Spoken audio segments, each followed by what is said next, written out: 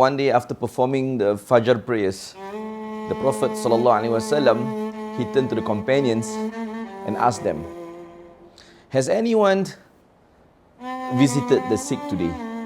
This was after the Fajr prayers. And Saidina Umar, he replied, we haven't left the mosque yet. And then Saidina Bakar As-Siddiq, he said, on my way to the mosque today, I visited Saidina Abdul Rahman bin Auf. I heard that he was not well, so I visited him on the way to the mosque. And the Prophet asked again, has anyone fed the bereft today? Sayyidina Umar replied, he says, we haven't left the mosque yet. We just started our prayers. We will, after this, yes, we will visit the sick and henceforth. And Saidina Bakar As-Siddiq, he said,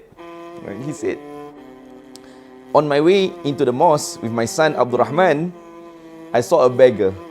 And in the hands of my son, there is barley bread. So I took the barley bread from my son and I gave it to the beggar. So I fed the bereft today. And the Prophet says, you, so rejoice with the promise of paradise. Now this very short interaction between the Prophet and his companions, Saidina Bakar As-Siddiq and Saidina Umar, it highlighted a very important event, a very important lesson for us. What's that important lesson? Now, we always find that perfect time to do good. We delay, we procrastinate, say, why didn't we do good? We're finding time, we don't have time now, so when we have time later, we'll do it. What we should understand, therefore, is that to do good, we are the ones who should create the time to do good.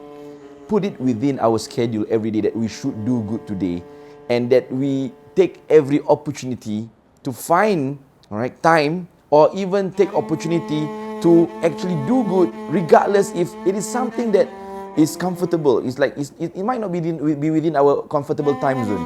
It doesn't have to be taking up a lot of time. It is just simple gestures to make someone's day. So like in the case of Sayyidina Abu Bakar, we saw just now, he knew that Abdurrahman bin Auf was not well, and he just visited on the way to the mosque. He didn't delay, he didn't spend too much time contemplating, oh, should I do this or should I do not? Because sometimes when we contemplate, we end up delaying, and then after that, so many times in our life, good things that we want to do, we end up not doing it. Why? Because we keep on delaying and finding that perfect moment. Now, that perfect moment needs to be created. And a perfect moment can be simply created by just very simple gestures. That smile you give to your family members, that warmth that you give to them, your neighbors, that food that you share with them.